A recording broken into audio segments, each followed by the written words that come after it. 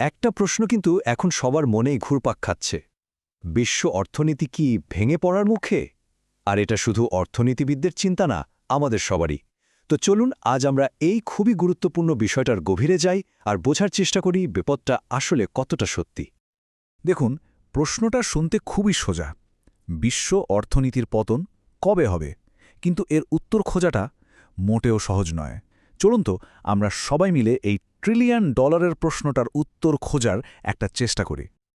আচ্ছা, সবার আগে একটা জিনিস পরিষ্কার করে নেওয়া দরকার, বিশ্ব অর্থনীতির পতন বলতে আমরা ঠিক কী বোঝাচ্ছি। দেখুন, এটা কিন্তু সাধারণ কোনো মন্দা বা রিসেশন না। এর মানে হল বিশ্বজুড়ে অর্থনৈতিক কাজকর্মে এমন একটা মারাত্মক আর লম্বা সময়ের জন্য ধসনামা, যা একই সাথে অনেকগুলো দেশকে গভীর সংকটের মধ্যে ঠেলে দেয়। তো এই জটিল বিষয়টাকে সহজ করে বুঝতে আমরা কয়েকটা ধাপে এগোব। প্রথমে আমরা একটু ইতিহাসে ডুব দেব, দেখব আগেও এমনটা হয়েছে কিনা। তারপর আমরা এখনকার কিছু ওয়ার্নিং সাইন বা সতর্ক সংকেত নিয়ে কথা বলবো। এরপর দেখব বিশেষজ্ঞরা কি ভাবছেন, মানে তাদের ভিন্ন ভিন্ন মতগুলো জানব।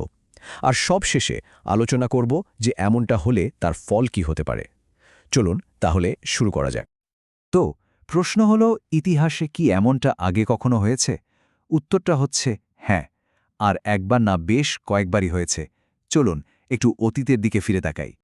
এখানে দেখুন, ইতিহাসের কয়েকটা বড় অর্থনৈতিক সংকটের কথা বলা আছে।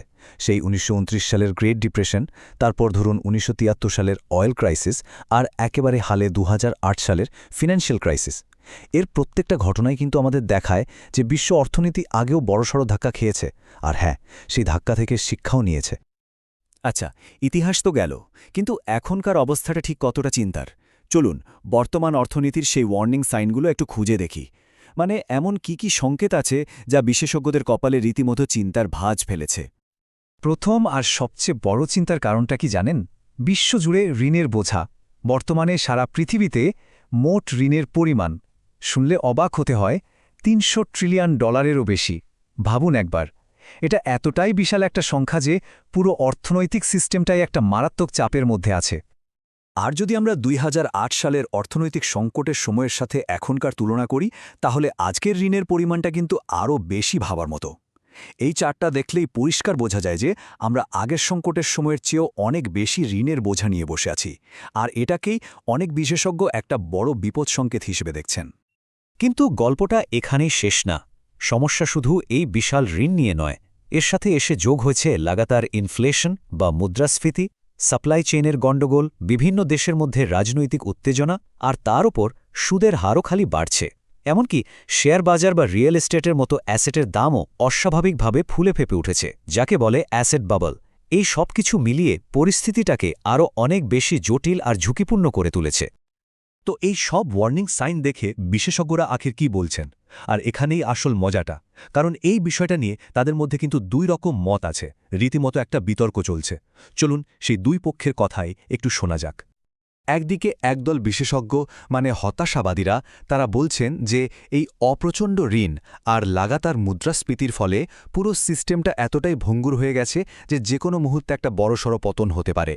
অন্যদিকে আরেক দল বিশেষজ্ঞ, মানে আশাবাদীরা, তাদের বিশ্বাস যে আধুনিক সেন্ট্রাল ব্যাঙ্কগুলোর হাতে এমন অনেক টুলস আছে আর অর্থনীতির ভেতরেও এমন শক্তি আছে যা দিয়ে এই ঝুঁকি সামলে নেওয়া যাবে আর একটা বড় পতন এড়ানোও সম্ভব। এই হতাশাবাদীদের চিন্তাটা কতটা গভীর তা তাদের একটা কথা শুনলেই বোঝা যায়। তারা বলছেন, আগের সংকটগুলোর সাথে এখনকার পরিস্থিতির মিল এতটাই বেশি যে সেটাকে এড়িয়ে যাওয়াটা বোকামি। সিস্টেমটা রীতিমতো রেড অ্যালার্ট দিচ্ছে।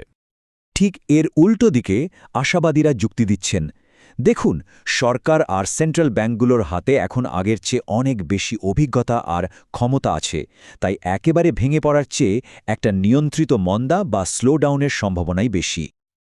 আচ্ছা, বিতর্ক তো চলতেই থাকবে, কিন্তু চলুন এক মুহূর্তের জন্য ধরে নিই, যদি সত্যিই একটা বড় অর্থনৈতিক পতন হয়, তাহলে এর প্রভাব আমাদের জীবনে ঠিক কেমন হতে পারে? এই ধাক্কার ঢেউটা ঠিক কোথায় কোথায় গিয়ে লাগবে? এর প্রভাব কিন্তু হবে মারাত্মক আর সুদূর প্রসারী।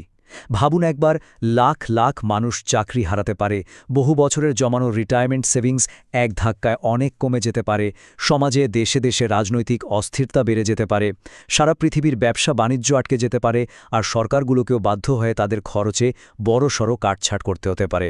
সোজা কথায়, এর আঁচড় প্রায় সবার গায়ে লাগবে। তাহলে এত সব আলোচনার পর মূল কথাটা কি দাঁড়ালো?